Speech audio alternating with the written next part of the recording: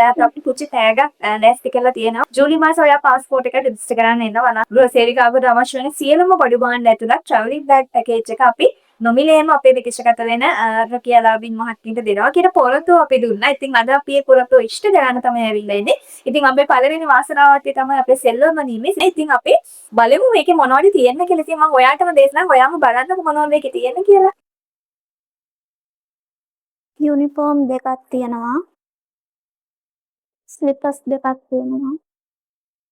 විදේශගත වුණාම අපේ ලංකාවේ කෑම නැති නිසා වියලි ආහාර පැක් 3ක් තියෙනවා. ඒකේ තියෙනවා සබන් තියෙනවා, බ්‍රෂ්, කොණ්ඩකටු, ටූත් පේස්ට් හැමදේම තියෙනවා. මේකේ ඇඳුම් මං කැමති විදියට මට ඕන විදියට ගිහිල්ලා අරන් දුන්න හැමදේම. ඉතින් ඔයත් ප්‍රමාද වැඩි නැහැ. අදම අපේ මේ නම්බර් එකට කතා කරන්න.